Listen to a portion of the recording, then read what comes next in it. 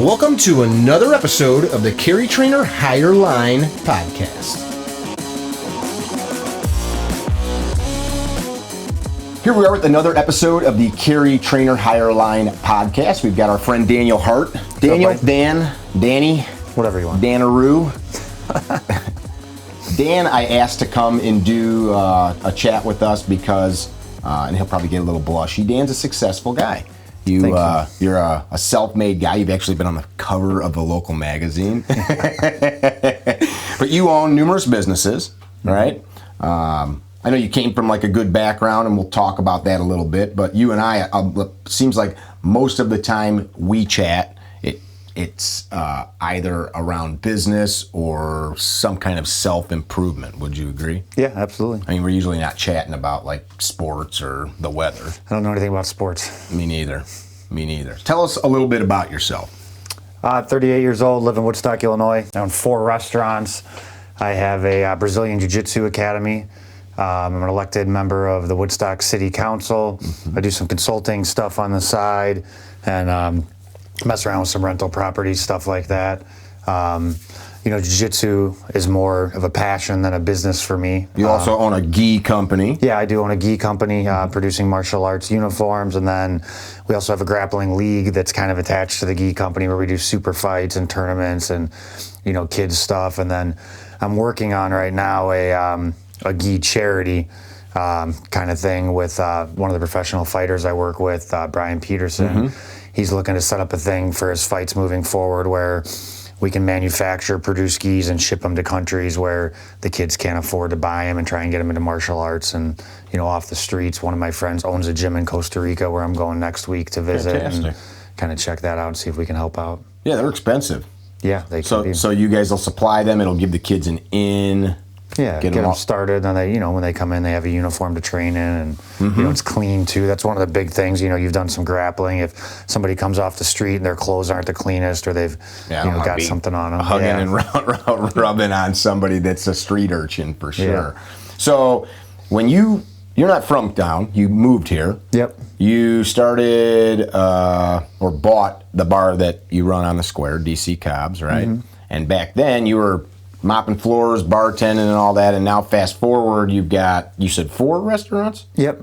So you got DC Cobb's Woodstock, DC Cobb's McHenry, Hart's Saloon, and then the Rosati's in Harvard. Okay. So the one that you just opened in McHenry, I think I had stopped in before you guys had opened. I haven't been back. You said you're already cranking. Yeah, it's doing great. So far, the response has been amazing for us. So you took the business model that you proved here in this town and you opened up another. Yeah, you learn stuff along the way with anything. I mean, I opened Hart's Saloon in between there, so you kind of tweak stuff and try and change it around for all the locations. But yeah, being a multi-location operator is way different than running a single store. And you and I have talked about that some. I have a partner in the McHenry location that runs the day-to-day operations, which is not something I want to do, and it's not something that's my strong suit either. So the day-to-day stuff. Yeah, I went out and, found somebody who wanted to be an owner and was capable, and worked with them so that they could do that stuff. I bet you hear often, how do you do all of it? Yeah. How do you do all that? How do you handle it? Aren't you stressed out? How do you do it all? Well, I mean, for one, if my plate wasn't totally full, if there was a gap, I'd go find something to fill it. So that's just your makeup? Well, yeah, it's definitely my makeup, but then it's all about efficiency with anything. I mean, anything I'm doing, whether it's jiu-jitsu, my style of jiu-jitsu, or business, I'm always looking on how I can do less. I'm not looking to add moves to my jiu-jitsu. I'm not looking to add things to do. I'm looking to actually take things out or figure out a way to streamline a process to make it easier and more efficient for me. How do I pay somebody else to do this for me so that I can take it and make more money out of it, or take it and not have to even worry about it. Mm-hmm. One of the big things that was kind of life-changing for me was a close friend of mine, Scott Nelson, a few years ago when I had one restaurant, and I don't think I even had the academy yet. I was talking about how busy I was and I wanted to do more stuff, but I didn't know how. So he kind of coached me, and we went through and had me make a list of over a week, kind of everything I'm doing all day. Keep a journal. What are you doing? What are you doing? Then I went back through and circled the things that I really wanted to do that I liked. So training jiu-jitsu, I want to do that. That's fun for me. I don't have to be getting paid to it. But what stuff are you doing that you don't want to do. Okay, well, here's all the stuff that I really don't enjoy, or maybe doesn't make me as much money. Then, okay, of that stuff, what stuff of that could you pay somebody else to do? And if it's, I kind of call it the $12 an hour test. If I can find something that I'm doing that I don't enjoy doing, that I could pay someone else, a minimal wage, $10, $12, $15 an hour to do, then I probably shouldn't be doing it, because I could do something that I enjoy and that is going to be profitable with that time and produce more than $12, $15 an hour. So starting to categorize my life into that stuff and figuring out what stuff I could farm out to, an assistant or to another company, that really helped me to kind of be able to do more or accomplish more. So far I heard efficiency and making smart and wise decisions that free up your time, which I think if you look at anybody, like you and I've talked about this, there's the same ingredients, whether you're a restaurateur, a stockbroker, a professional lawyer, gun trainer, whatever, the same ingredients to get there. And that's, I think, something that we try to pass on, and especially in these podcasts, is people can start to hone in on that. The shit's not that hard. It's just the honest assessment. Like, you sat down and took the time, which most people, okay, that makes sense, I'll do it, but then they don't do it. Yeah. They don't put in that little bit. It would took you one day to sit and go, shit, I'm doing XYZ thing here, and I don't need to do it, but most people wouldn't take that step. And then it's that awareness of, okay, I'm going to take an honest assessment rather than I'll just keep doing the same thing and hope something changes. Well, another big thing for me too is I read an article a few years ago about, everybody sees these articles, habits of highly successful people and whatever, and most of it's bullshit. But one of the things I read that I liked a lot, it was 10 habits of highly successful people or something. There was two takeaways for me. One was to only touch something once, meaning if something comes across my desk and say it's an email, you email me about something, it's easier for me and more efficient for me just to respond right away than to think in the back of my head, I got to get back to Mick about this. Oh, I got to make this phone call. I got to do whatever. And then all of a sudden there's 50 things on the back burner. If you only touch something once, it comes to you and you're done with it, it's much more efficient for you. So for me, that was huge. The second one was I started saying no to meetings. Like, we don't need to do it. We don't need to get... like everybody wants to give you a proposal in person. Hey, I want to come talk to you about the new Jack Daniels flavor or the new Smirnoff flavor. No, just leave me a sample of it and I'll tell you if I want to do it. And you understand, of course, why a sales guy or gal would want to do that, but your time is valuable and you're about me. Yeah. We're all about me. And I had to, imparting that into my management staff too, in the course of a week, why have I keep seeing you in meetings with, beer reps, liquor reps, whatever, on the restaurant side? Well, they're selling you. Trying to do this. Well, yeah, and they want to get you on the hook and they want to be friends with you, of course, because then you're going to buy their stuff. And, do everything else. But starting to, and I've had people that have lost my business and have basically said they don't want to present to us. I remember we were shopping as dumb as it sounds, our towel contract for all the businesses. It sounds like it could be a big thing, though. Yeah, and one of the guys, we kept asking him to send proposals, and he wouldn't even send the full contract. He'd send some of it, and I need to see the whole thing.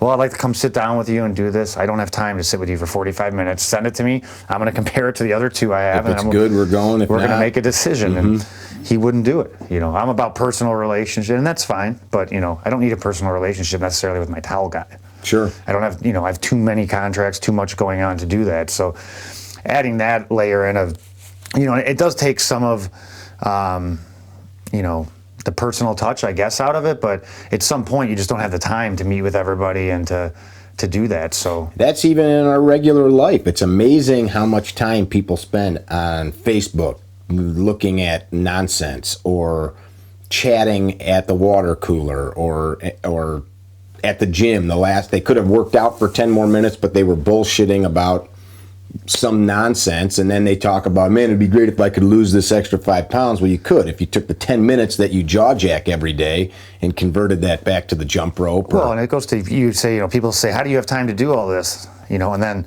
the same person who's telling me they have no time is posting on Facebook, who's got a good Netflix series for me to watch? Yeah, I just killed 3 days. I haven't left the couch. Right? That's totally spot on. You're right. And you listen to that and you just shake your head. You brought up something I just had a conversation yesterday with a friend of mine about the habits of successful people. And it's funny because I'll read that stuff. And neither of us are like, you know, tycoons that are running the world, but I think in our own right, we're doing pretty good.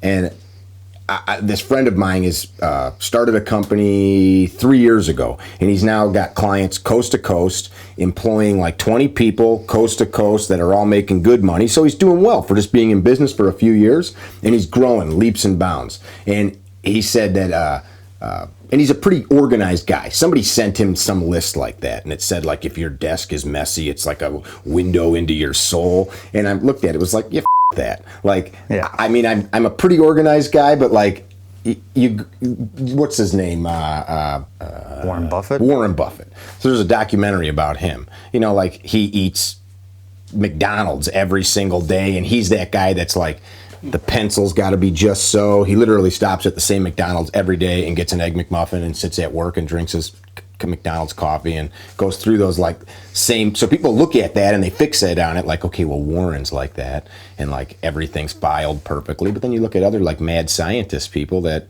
it's weird how we fixate on stuff and then we can't.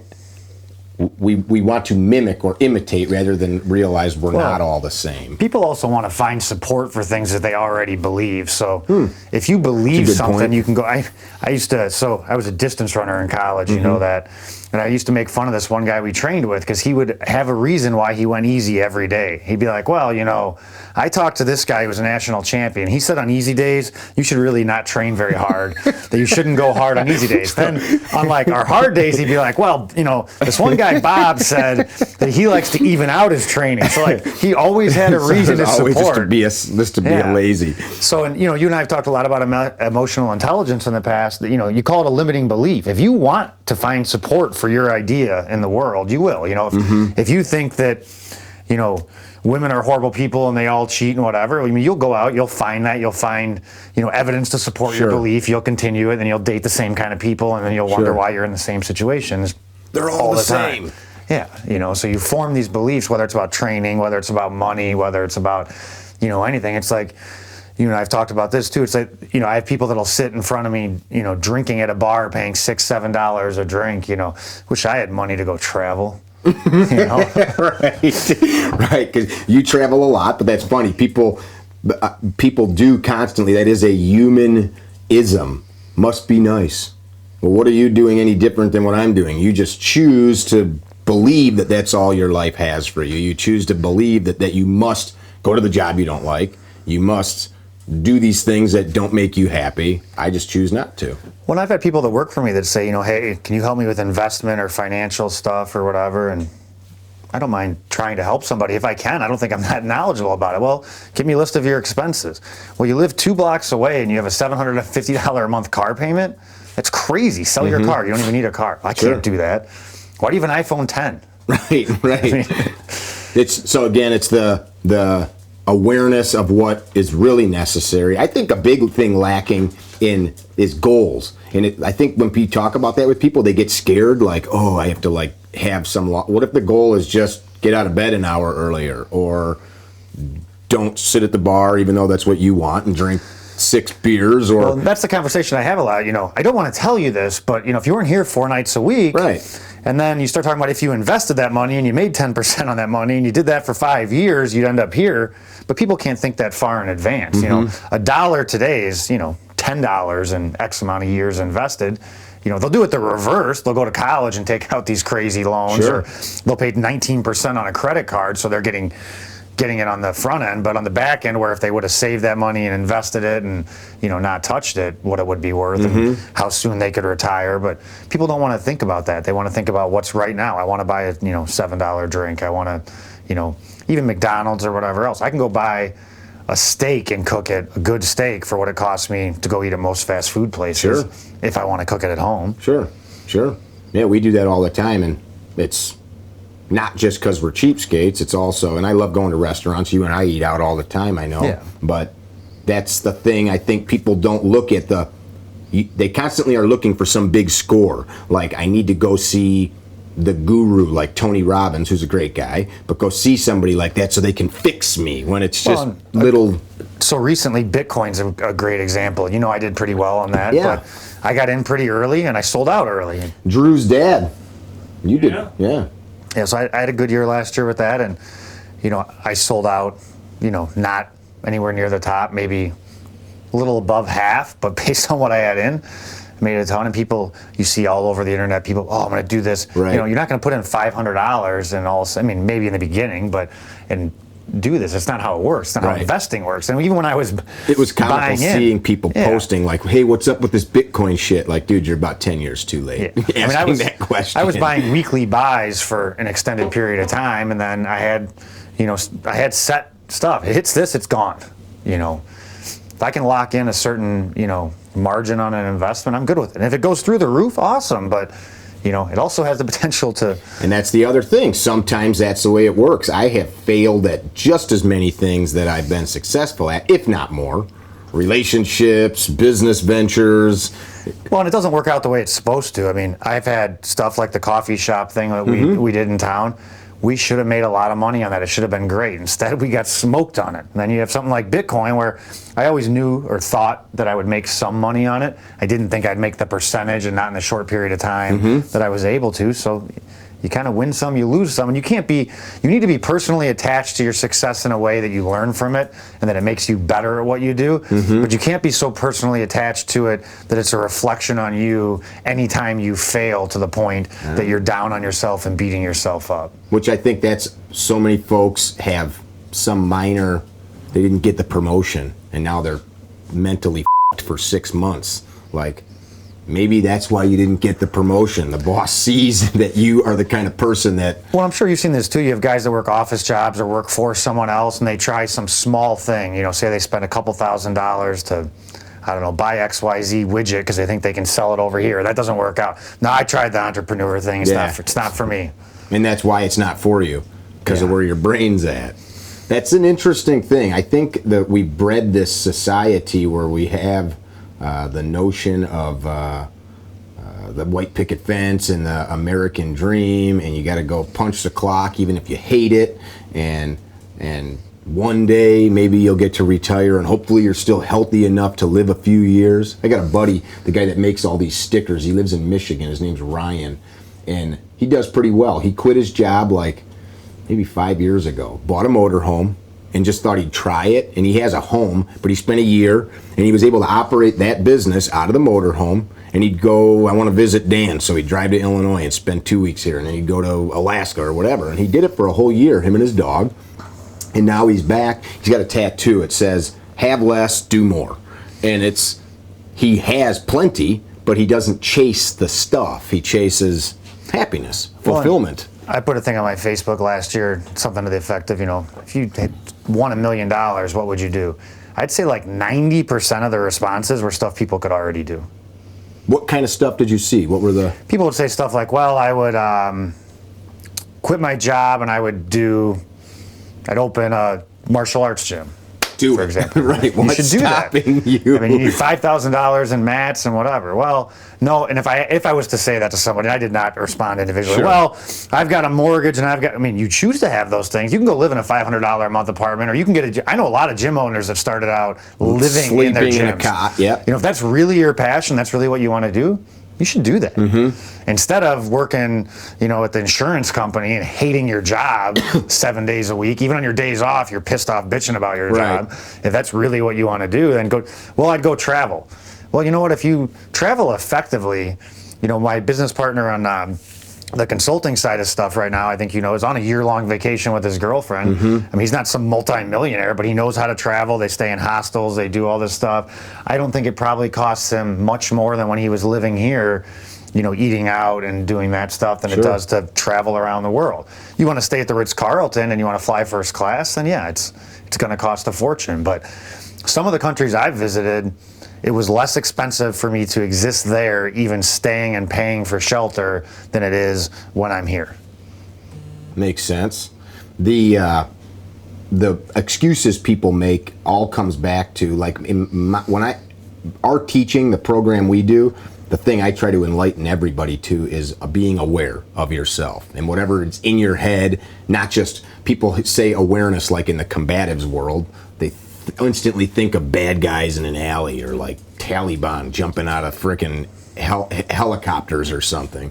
And they don't realize that this is the thing that they should really be fighting against, is all the preconceived shit that our parents filled us up with, that we filled ourselves up with. And then they get to the point where that stuff is so ingrained, like you said, I wish I could do that.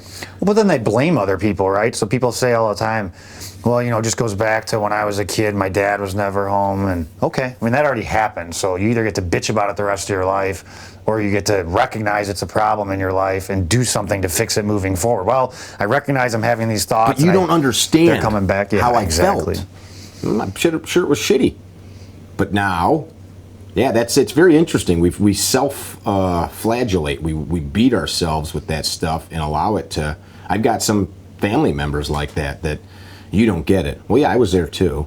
I lived there, right there with you. Like, what is that? Like, you will die. That's kind of my thing. You will die, and when you get there, none of that shit matters that you bitched about and complained about and talked about and held on to. None of it. Well, that's like the Romans saying, memento mori. Remember, you have to die. I mean, it has, depending on how you want to look at it, multiple meetings, but you're going to die, so your time's limited, and that's what, a lot of philosophy stuff you read gives life real value. If we lived forever, then I don't know that life would have the same value or have the same urgency.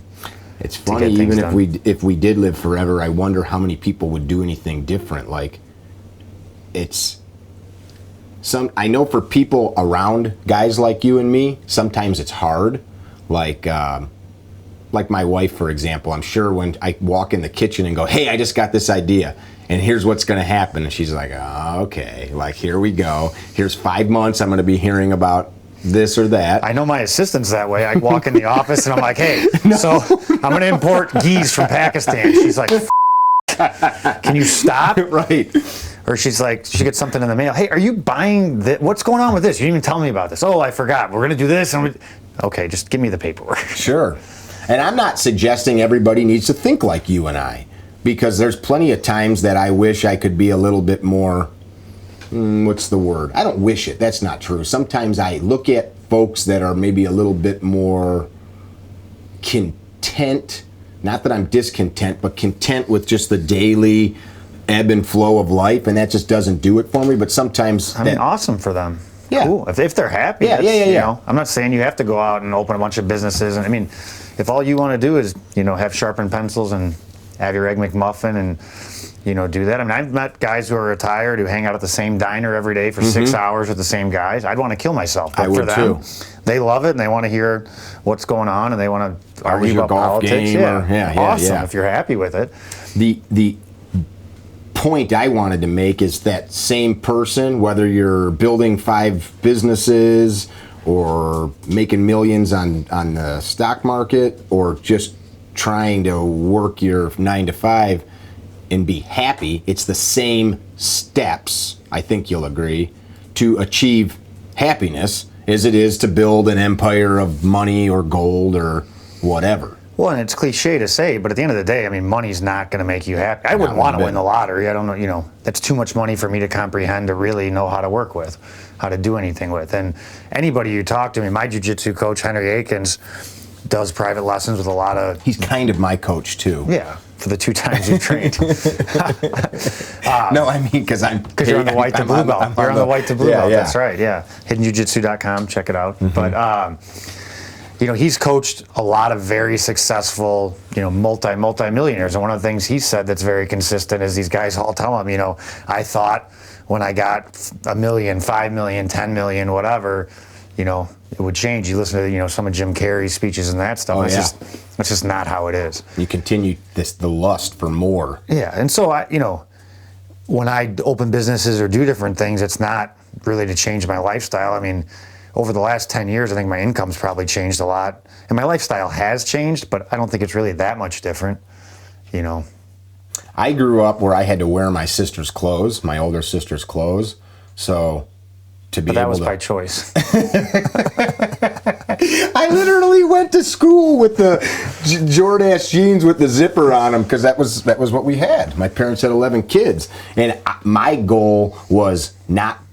This sounds funny, but my goal was to be able to go in the grocery store or the men's clothing store and say I want that, and not have to I can't afford the bar of dark chocolate or that 6-pack of beer. I can't, and it's not that I want to be able just to buy whatever, but not have to think I can't have that thing. I have a friend who's now a multimillionaire who came from very poor background, and he told me the way that he used to think when he was growing up that he would know that he really made it was that he could buy a new pair of socks every day.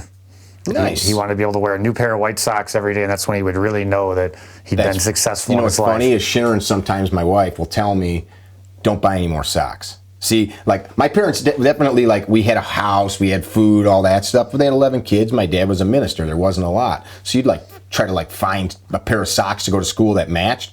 So now if I'm at whatever store and there's a pack of the socks that I wear and they're on sale, I'll throw 2 in the cart, and there might be 4 pairs of or packages of them in the closet. I'm not a hoarder or anything, but it's in my DNA, ooh, socks, I can buy those, and I have plenty of socks. But my point though, I joke about that. People mixteca. Anytime that I'm in there and somebody says, how you doing? I say, anytime I can afford a $13 or $15 margarita. Yeah, life's good. Yeah, life's good. I got no complaints, that's, if I'm not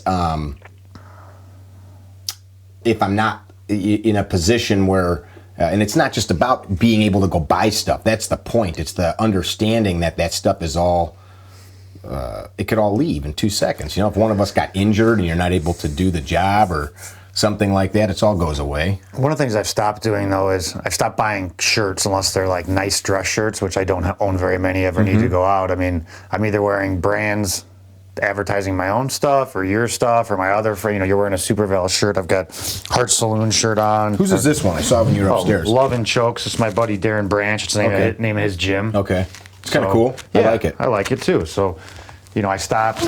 I donated. I had a bunch of, I don't know, whatever, Calvin Klein, blah, blah, blah shirts. I donated that stuff, and I figured, I've got enough shirts between my companies and all my friends. I'd rather, and not that, look, I don't think if I wear your shirt out, somebody's going to be like, oh, Dan Hart wore a Carrie Trainer shirt. I got to Google that guy and sign up for a class. But, it's like when softball teams come to me, oh, we want you to spot, we're going to put your logo on our shirt. Well, I'd rather you came and drank and put somebody else's logo on the shirt. But. Sure. Yeah, it's interesting how you brought it up. I wish I could do that, or it would be nice if people understood I'm a pretty positive guy, I think, and people will say to me, they'll bitch to me, and then they'll go, don't give me your positive take on it. Well, I wasn't going to say shit, but if that's what you thought I was going to say, well then, I feel good that that's how you perceive what you thought my response was going to be. But then I think, well, why wouldn't you want to hear that? So you want to fixate on this thing that makes you feel shitty, that makes you feel like you can't affect anything, that that's what you want to hold on to? It's very interesting. Why do you think people do that? Because it's comfortable. I think people don't like change. And even to shift into a positive view, it does 2 things. 1, it's a change, which people don't like. And 2, it makes them responsible. People are okay with being victims. They're fine with, my boss is a dick, my wife's a bitch, all this stuff. The government. The government's screwing me, the taxes in Illinois. Well, then move. Well, I can't because my job. Well, you just said your boss is a dick. Well, but my wife's here. Well, you said she's a bitch. So, what do you, I don't understand. You're right. You can leave all 3. Go move to Wisconsin. Or, make your wife love you, make her be nice, and or take responsibility. Maybe your wife's not a bitch. Maybe you treat her like shit, so she's a bitch back to you. But to take responsibility and to stand responsible for everything in your life, I have this conversation with people a lot. Well, you're responsible for everything. Well, what if somebody robs me? Well, maybe you shouldn't have let people know that you had things in your house that they could steal. Well, you can find a way to argue it all you want. Or you could have secured it better. Yeah. Or you can choose to be responsible, and I think it's a more powerful position to say I'm responsible for everything that happens to me. That's kind of my take. Good, bad, or indifferent, than to be a victim. Well, being a victim, that can't be positive. Even in a good way. If I'm a victim of winning the lottery, I bought a ticket, but I guess that goes back to then, well, I did buy a ticket, So the old joke of the guy who prays every day to, the Lord to win the lottery and blah, blah, blah, and he's going to kill himself or something. And I think he does and goes to heaven and he says, well, you didn't answer my prayers. And God says, well, you never bought a lottery ticket. That's a good one. Yeah, that is, I think, so many people waiting for God, life, somebody else to do something for them. And it's like we've all got our own dreams and aspirations. And you got to take risks. I mean, I have a close friend who tells me that he wants to own a restaurant. And a couple years ago, we had some tough conversations, and I said, we sat down. What do you want to do with your life? Where are you really going? I mean, man, I want to open a restaurant. I said, it's cool. You can tell your wife or girlfriend at the time's parents that, but you're doing the same thing I see you doing. You were doing X amount of years ago. What's the plan? Like you said earlier, what's the goals? You're doing all these. How much money do you have saved right now? Well, things are tough. We have this. Okay, so you have nothing saved. You are having the same job you've had 3 years ago, and so what's going to be different now? And now, this is probably 3 years ago. 3 years later, he's in the same spot. Nothing's changed. Nothing's changed for him. I do a lot of self-talk, like whatever the thing might be. Like Drew and I put together that event, the S12 event that we just finished, and he's now editing like crazy. And so all right, here's the goal. We're going to do this thing. And then each day I get up and I go, what do I got to do to make that happen? And you could layer that into a million different strategic ways of planning, but I make sure every day I do something. Like if I'm trying to lose weight, what did I do today? Did I eat less? Did I work out more? Because if I'm not doing one or the other, there ain't no weight coming off of me, or I'm not getting bigger muscles. So what can I do? Well, I'm not going to have that third bowl of ice cream. You got to do something. Well, I had a Diet Coke with my Whopper. Yeah, exactly.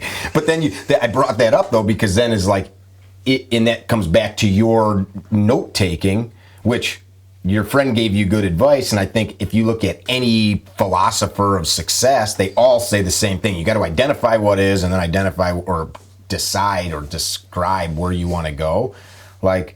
Is your effort, like your jogging partner in college, is your effort going to get you there?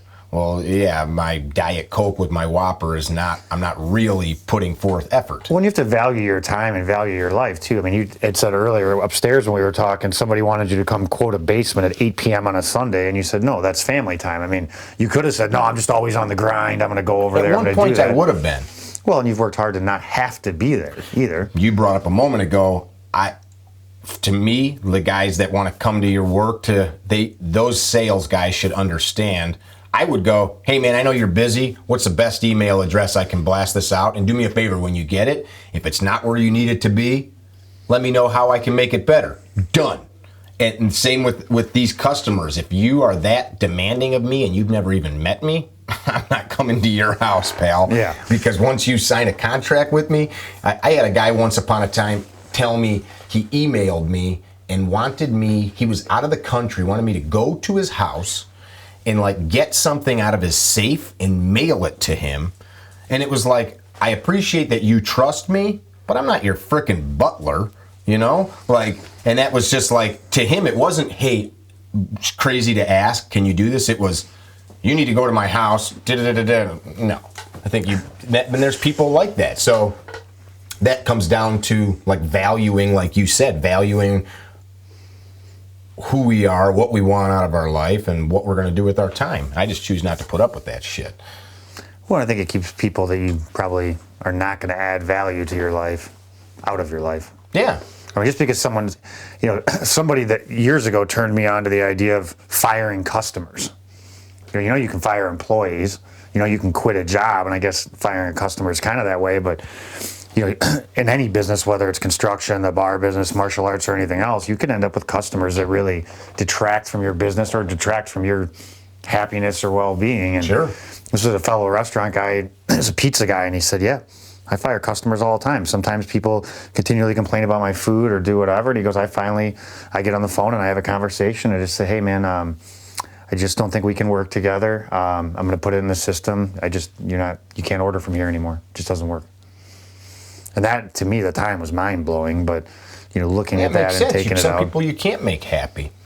I think if you have that happen all the time, because then you got to look at the common denominator. Yeah, if you're doing that like once a month, like, yep, I cut another guy loose. Like I could probably think of a handful of people in 20 years of being self-employed that I would do that with. But yeah, for me, I just quit answering the phone when the guy called. Not like if we're in a middle of a business deal, but if they keep calling, or I'll send them a message. I'm not interested. But that comes back to what you said initially of valuing your own time, and it's so short. Like, how often do we look and it's freaking April already? It was just Christmas. It was just the 4th of July. I was just 19. Yeah, that's kind of like my time standard. Christmas, 4th of July. As soon as it's 4th of July, like, we'll go to the city park, and it's always without fail pops in my head. Pretty soon it's going to be Christmas. And we walk down covered in sweat and bug spray coming back to the house. And then sure as shit, I'm dragging firewood up from the backyard on Christmas Eve. And it's just like, and then we don't have any more of those. Then they're gone. That was kind of a joke, but kind of serious. Well, my grandfather is in his mid-90s. He was a professor for Bradley. I think he has like 7 patents. He worked for the government for a while as a chemist. Oh, wow. Worked in Sri Lanka, did all kinds of stuff. And his doctor wanted him to do some heart surgery. It's not major, but... Is he still alive? Yeah, he is. And he just said, no, I'm good. I don't want to do it. All my friends are dead. My wife's gone. Everybody... And he's not in a depressive way. He's not a depressive guy. He's just, I'm not willing... and it's not like the surgery is guaranteed in recovery and all that stuff, but he's just kind of like, he's good with it, It's not that I don't think that it by any means he wants to die, but he's content with the life he's had and the life he's lived, and it's been enough. And, which leads me to another point. Sometimes, people talk about longevity and stuff. If I could live in the body that I'm in now, in the state that it's in forever, or for another 100 years, that's different. If my body's falling apart and I'm 95 and I can't remember anything and, those things are happening, that's not, I want to live my life now. Mm-hmm. And do the things now, not, what you were saying earlier, well, I'm going to do all this stuff and I'm going to save and I'm going to retire for a couple years and what I'm going to... Then I can hope to enjoy it. I'm going to golf and have to get a hip surgery. That's such a weird, crazy idea. It's almost like if you put that into like any other sense of our life, it like doesn't make sense. Like, I'm going to go to a movie and I'm going to try to enjoy it a week later in my memory, or I'm going to go to a dinner and I'm going to shovel it all in my mouth and then try to enjoy it later. Like, it doesn't work for anything else, but we expect our lives to be that way. And we put like high value on that. Like, how many times does somebody die and we say, oh man, he was, that guy was a real family man. He drug it out day after day in that job he hated. You know what I mean? We don't, it's admit it, but it's true. Like, I don't know how many people I've got a lot of friends in law enforcement. It seems like so many of them, all they do is just wait to get to their 20 or 25 years. Like, if you hate it, like, I get it. How many guys do you ask? How's work? 3 more years left. 5 more years left. And some of them down to the day. Like, 7,221 days. Like, whoa. Like, they got something counting down on that's misery. So I look at that like the hourglass of our life. You're just pissing it through so you can go home and eventually, like, let your beard grow out and then enjoy it. Does not make any sense to me. What all comes down to, like, very basic stuff. And I think everybody wants to, well, not everybody, but many people want to overcomplicate. Like you said to start off with, efficiency. Bruce Lee talked about it, right? Like, we don't get better by adding, we take more away. The punch becomes more fluid and there's less movement. Even the way we communicate. Sometimes people, and I have a tendency, I can be crass or cutting, and I don't do it on purpose. I think it comes off that way. But your comment about touching something once, the one thing I thought about with that, and I was guilty of this for a long time because I thought I was being businessy. Mickey, this is Dan. I need some help with XYZ. Hey, Dan, how can I help you? Mick. When I should have said, how can I help you? When can we get together? Spelled out everything so that there was enough, the communication can be streamlined. Even as we're talking now, like we're having an open flowing conversation, but if there's some business that needs to get done, or even it's just friends, hey man, I don't want this to be weird, but that thing happened last week and I just wanted to talk it out. Is that okay? Like, we don't do that. Instead, we let it fester and then we like, well, why are you mad at me? Well, okay, it was like 2 years ago this thing happened. That we just would have been direct. Well, and I always carry a notebook. I find it easier than taking notes on my phone. But, you know, if I'm going into a meeting, say with a contractor on a build out that we're doing, I don't just go and like, oh yeah, what about that? What about that? Like I have written down, you know, stairs, epoxy floor, you know, things that need addressing for punch lists, this, and then just, okay, Mick, what's up with this, okay. Efficiency. And then I'm going to send you an email 15 minutes later. Okay, here's the things we talked about. You said this is going to be done by this day. Respond if anything's not accurate. And that, I think, is something extremely lacking. I have folks, this was the point I wanted to make about myself, is people say, dude, you're like really blunt. Well, what do you want me to do? You want me to like beat around the bush so we can spend 10 minutes talking about the thing that took 2 sentences? Because I'm wasting your time. Not just mine, I'm wasting yours too. But that's what you're supposed to do. We're supposed to do this weird dance of bullshit. Well, I called you a couple days ago and you were telling me you were on the phone with a material supplier that spent 10 minutes telling you how busy they were and they didn't know when they could deliver material. You know, well, maybe if you didn't waste 10 minutes telling everybody that, you could just figure it out. I called for a firewood order a couple days ago for the house here, and the lady, I buy firewood from them all the time. We're just so busy. I don't know if I have anybody to go out there to see how much of the species of wood you want we have left. All right, well, when somebody gets a chance, call me back. You got my number. Yeah, because the guys are out right now and spring's coming. You know, when you get a chance, just send somebody out there, have them call me back. And I don't even know if we're going to have all that, but, and like this went on for like 5 minutes. And finally I just said, you have my number, goodbye. And then the guy called me back and went through the same thing. And it was like, all right, you have a culture of circle jerkery at your company. That shit drives me nuts. When my guys do that, I go, are you done? Because like, I'm done. Are you done? And it's like, and to me, wouldn't it be easier to just say, okay, well, you know, what we're going to do moving forward is we're going to keep this Google Doc and everybody's going to be able to access it on their phone. And when you go take, I don't know how firewood comes, a bushel or a tree or whatever, like you mark it down and whatever's left. And then I have the spreadsheet here on the computer. So when Mickey calls, I'm like, oh, well, we don't have that much, but we have this, I don't want to tell them how to do their business. But you'd think, like, if I came to the bar and I said, hey, I'd like a pint of XYZ beer, I don't know, that keg was getting pretty low earlier. I wonder if there's still any in there. I'm going to have to send somebody to the basement. All right, well, give me another one. Well, in a minute, I'll run down there. Give me another beer. You know, like that's how that was. Like, or this guy's a good customer. He buys this from me all the time. I'll be right back. I'm going to run downstairs and change the keg. Or can I get you something while we get that changed out? Yeah, or even say, you know, hey, we might be out of that. If we're out of that, is there another wood you like? Or do you want me to wait till I have enough and split up your delivery? Yeah, here's your 3 options. Boom, basic boom, boom. communication. And that, I think, we spend so much time. I do this. I have a bad habit, which I'm aware of, but I realize, and I'm guessing you probably have this in your own life. I don't do it on purpose, but I get busy with things. And like the event you just did at the fight, you had a ton of work. So Dan hosts fights. What'd you have, 30 fights that night? So you had food, you had beverages, you had the actual stage, the mat, you had chairs, you had lights, cameras, signage. So you had all kinds of moving parts to make it happen. And I'm sure for a lot of that stuff, it's pretty simple for you. You know, bring X amount of liquor from the restaurant over and tubs and cups and whatever. But you still got to do it. And I will be mentally thinking about some of those things before an event or a job or a meeting.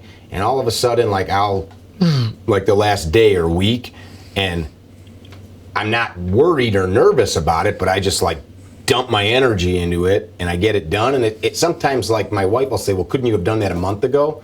Maybe, but that's not how I personally work. Like some stuff that's high level, like I got to pick the venue and I've got to pick the date. Like, yeah, you got to do that months in advance. But a lot of times the I don't want to say last minute stuff, but I'm not waiting till the last minute. I just like wait until like things get to a point, kind of like when you're cooking or baking. Like you don't just dump everything in, and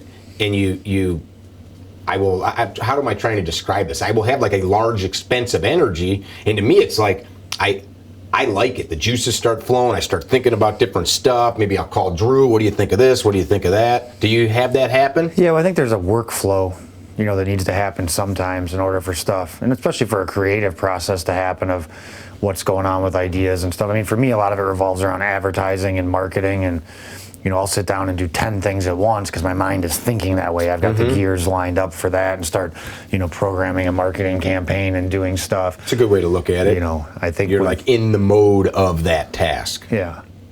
And design stuff is the same. I'm not very good at design stuff. But I play with it a fair amount. I'm getting better at it. So if I need to make graphics for something, I'm better off doing 5 or 6 at once than I am doing one for the exact event I was working on. I'm better off doing, one for Wanderlust, one for DC Cobbs, one for Hearts, one for whatever, because my mind's working and I'm remembering the things I'm learning and, that stuff. So it comes again back to efficiency with your time. I'm not going to come back and do the same task once a day for a week. I'm just going to do it for everything right now. That's, recently one of the things we did was for payroll. As the companies have grown and we have more, we had, I don't know how it happened in the beginning, but we had like payroll on different days. So streamlining all the payroll to be on one day. Now we have someone that does that for us, a financial person, but they do, they get all the time hours from all the point of sales and blah, blah, blah are due on this day. And then on this day, she goes through and edits them. On this day, she issues any questions to the managers. On this day, checks are cut. On this day, they're delivered to the appropriate businesses. So now that's a process instead of, Hart Saloon is done on this day, and DC Cobbs McHenry's over here, and this is here. So and they've got questions for you. It's all happening on the same time and place. Yeah, and I have a meeting once a week with my office assistant at 9 a.m. on Tuesday. We meet. We're the only people that are in the office that day. So if there's stuff that maybe other people shouldn't hear, we don't want them to hear, they don't. And she's got a list. Okay, what about this? What about that? What about that? And sometimes it's 3 questions, and I'm just go on my computer and do work. Other times it's a 2-hour meeting of going over. But at least we know that there's stuff in between. Of course, she can ask me anytime, but she knows at that time she's got my attention, and if I need to address something, we can.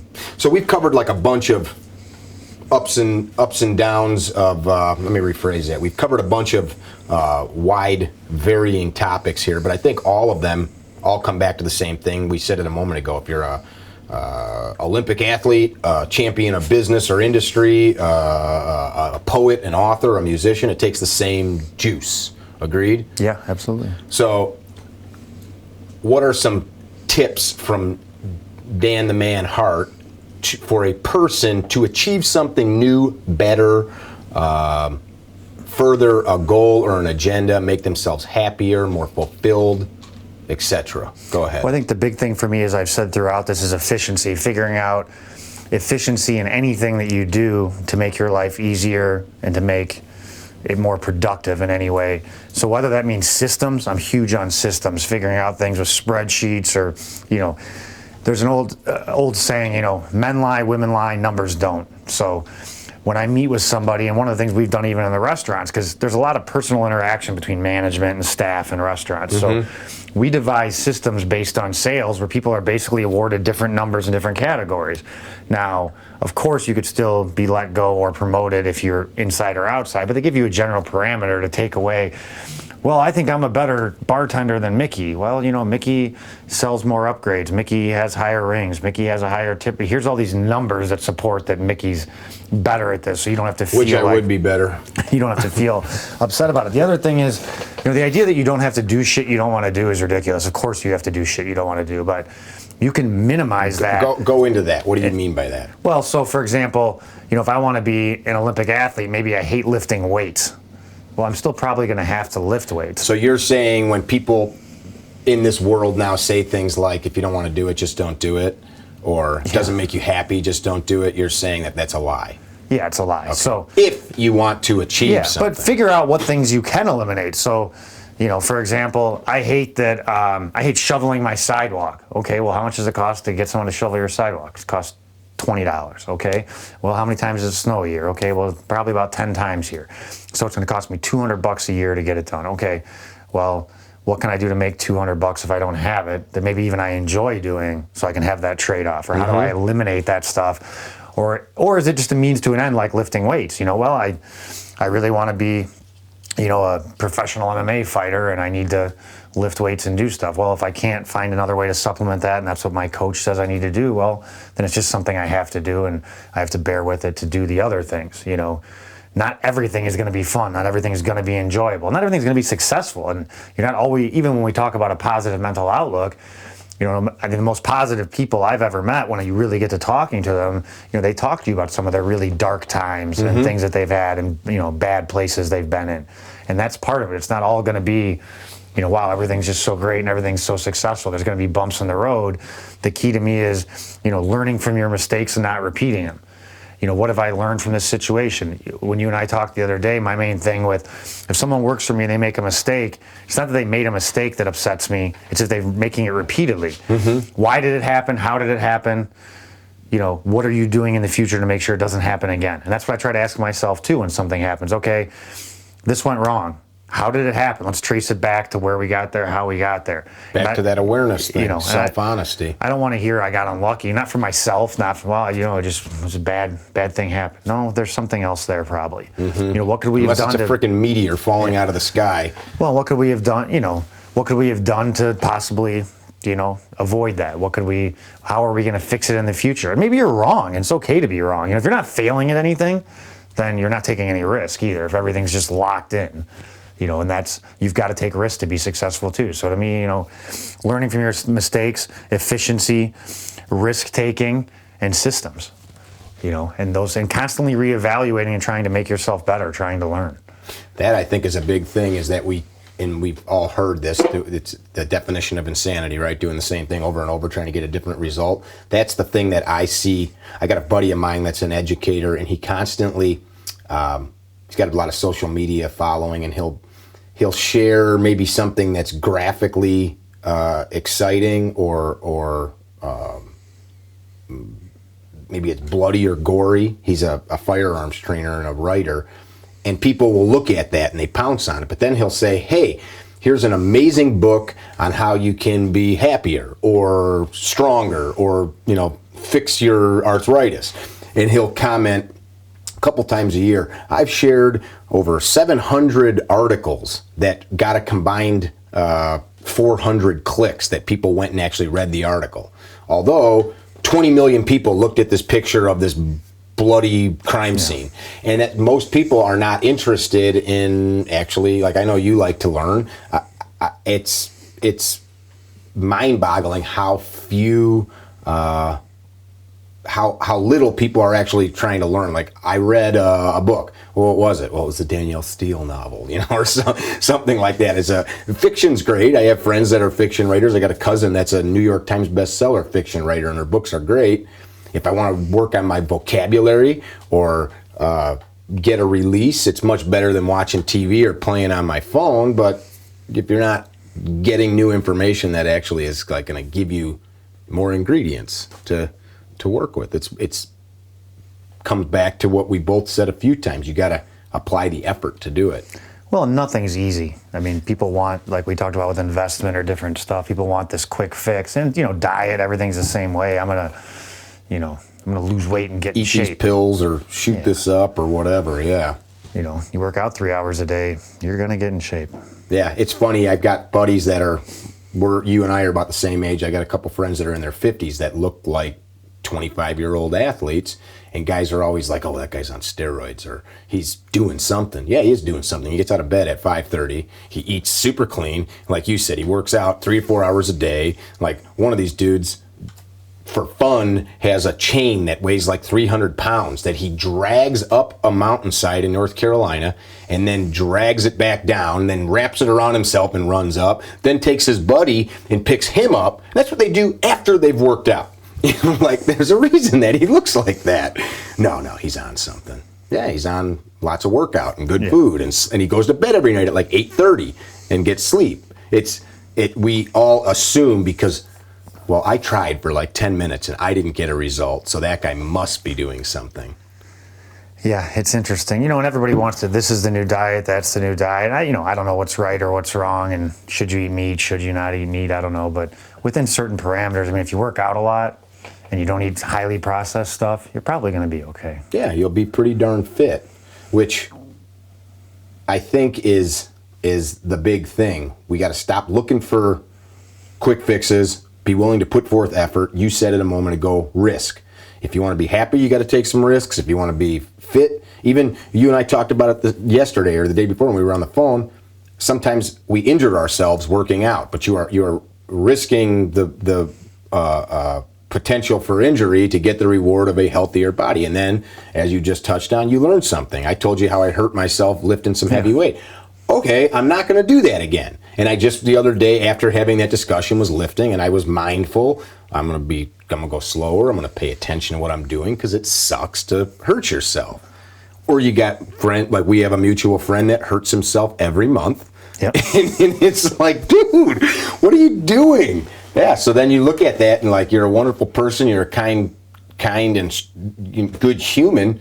What is missing that you continue to do this to yourself? And I don't know if that's any different than somebody that hurts themselves in a relationship or financially or. There are definitely, and I'm not speaking about this person, but there are definitely people that we know in our lives and we see that are just self-destructive. Mm-hmm. And that's a weird phenomenon too.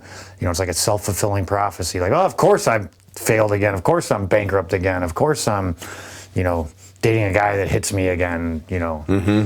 Well, I mean, maybe you're the common denominator there. Let's look at, do some work on yourself and figure out why. Why are you attracting that? What's causing that? I mean, you really that unlucky? Mm-hmm. It's unlikely. You bring up a point that I pound home with people, and I'm guilty of not abiding by it, but the words that we say have great power. Our subconscious doesn't know. I know you know this. Our subconscious doesn't know fact from fiction. It's like why a liar believes his lies.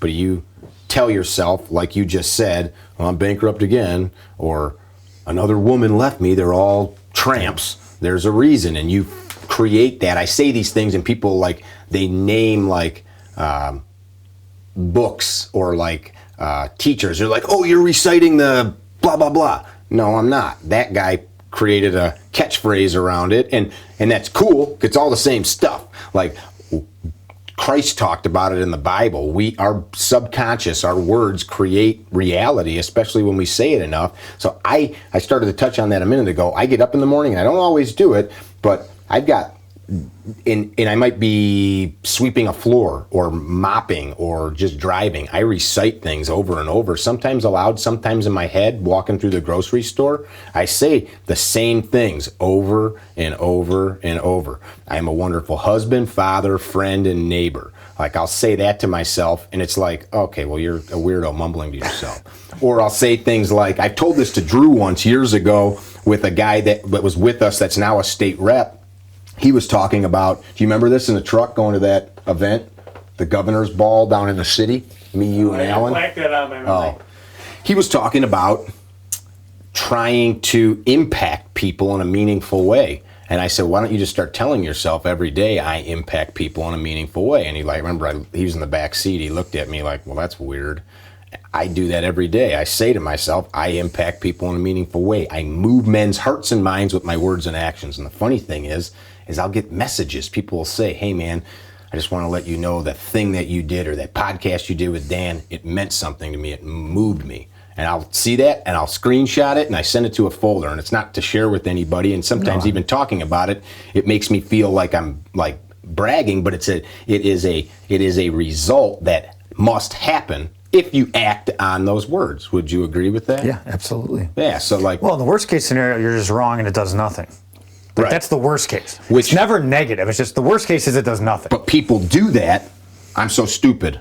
Yeah. I'm so lazy. My mom was right. I'm never going to have enough money to pay my bills. I'm always going to be behind. I'm always going to be fat or stupid or... I'm never going to have any money. Can I get another drink? Yeah. Must be nice. Must be nice. That it all comes down to self-responsibility, self-awareness, and being willing to take some kind of action. Absolutely. And having a plan. Having a plan. I love it when a plan comes together. That's always like a big one. When I have people ask me, you and I talk about this. Hey, I want to be better at jujitsu. Well, what do you want to be better at? Or I want to be better at shooting. Well, what's the goal? Do you want to be like an Olympic biathlete?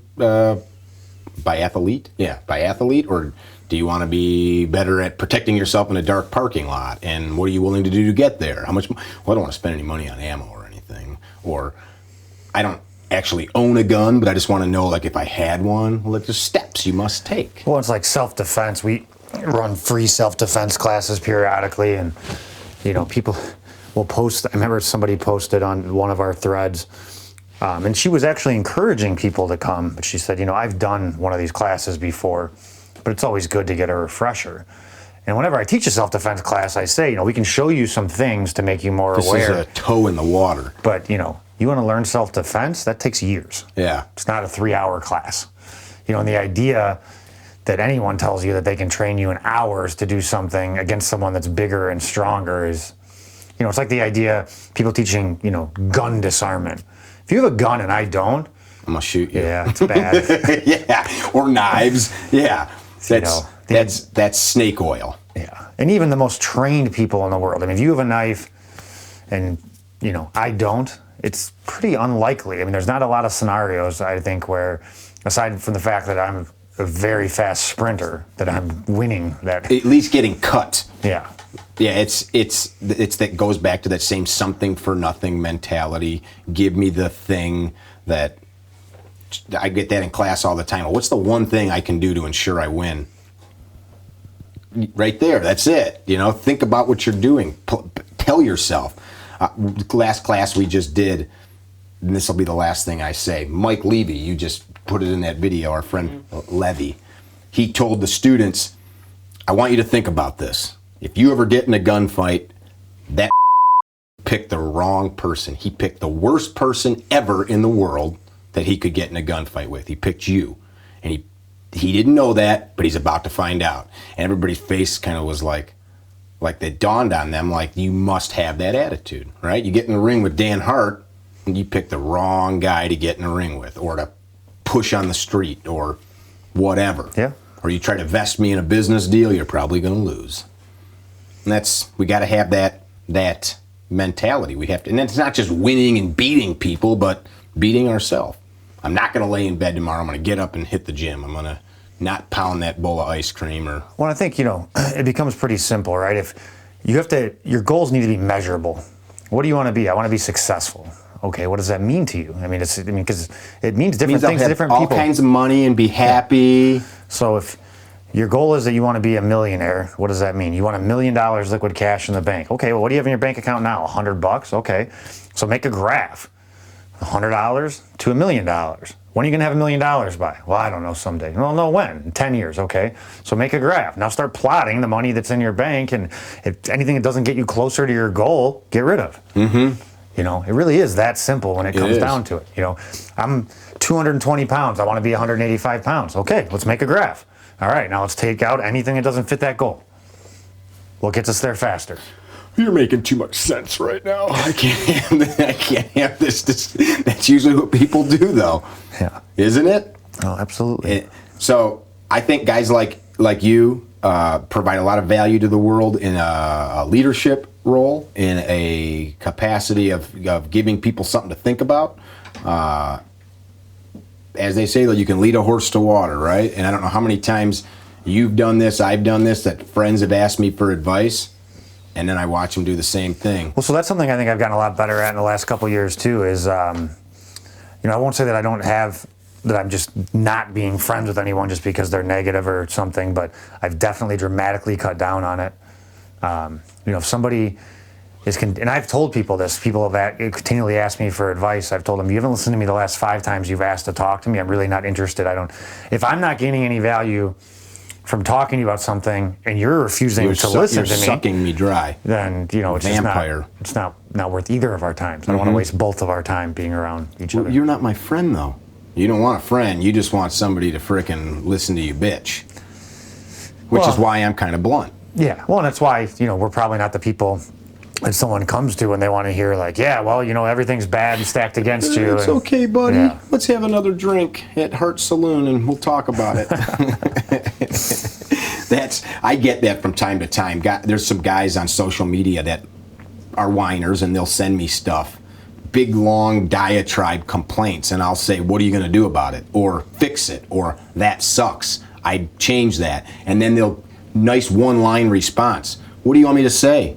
What do you, I I'm not going to placate you by telling you what we just discussed. I'm not going to pat you on the back and say, like, you have a right to be pissed, because even if you are, then what? Yeah. You're gonna just wallow in that for a while and then decide to move on, or just move on now, or do what needs to be done. It's a very silly, self-serving thing. I have little use for friends as well. I have many people that I call friend, but most people that I consider and value their friendship don't have a lot of time to just dick around. I enjoy hanging out with men like you, the guys we were just with for S12. I know Drew will agree. All good men, all men that move mountains. And that's who I want to hang out with in my life. I don't want to be around people, and it's not because I'm better than you. I also don't like this phrase, I don't want to be the smartest guy in the room, because that means you're always hanging around dummies. You ever hear that phrase? At some point you may be the smartest guy on a certain topic. Like, I get the... Well, and I think too, though, show me your 5 closest friends, I'll show you your future. I mean, if you're hanging around with a bunch of losers, you're probably a loser. Mm-hmm. I agree. And that's harsh. And I've recently talked to some people that have approached me, well, I really want to do this in my life and whatever. And one of the conversations I had with someone recently was, I've seen you around a lot, and the people that you're hanging around with do not have much going for them. They don't have any ambition, and that's who you spend all of your free time with. Mm-hmm. It's not productive. Mm-mm. You need to have like-minded individuals around you, people that help motivate you, help make you better, that you help make better. And hold you accountable. Yeah, absolutely. Hey, man, that thing you told me you were going to do, what the going on with that? I see you not moving forward. And oftentimes when you get in relationships like that with somebody, you'll see them pull away because they don't like the pressure, and then you think, all right, well, I can't help you get that step. You got to get out there. Men are really bad about that self-honesty. My friend Z and I, as you and I, we can talk very bluntly about our feelings. I've cried in front of the guy, and it doesn't bother me to do so because I know he's at a point in his evolution as a man that he understands that. Okay, this is what it's really about. Yeah. It's not about this or the gun or my money or anything. That's all you get. I like I told this to some students recently. There's a quote from the Battle of Maldon, which was written about in, I believe the text is called the Manuscript of Otho. If you Google that, you can read about it. There's been like 100 translations of it, and basically it says, as our might lessens, the heart and mind must grow bolder. The author was talking about being an aging warrior, and at some point all this stuff goes away.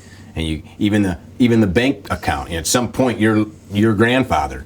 You sit there and you look back at everything, like you're not chasing girls on the beach. You're not storming the beach. You no longer need to fill those feelings of ambition. So what's left is what you built inside. What kind of man do you want to be? That's what it comes down to me. Well, how committed are you to stuff? It's the old quote about whatever, I don't remember who it was, but they land on a beach to seize it and burn the ships. The story of Cortez, yes. That's pretty powerful. That is. Men, we must conquer, because I just burned our boats. The only way we're leaving is if we win.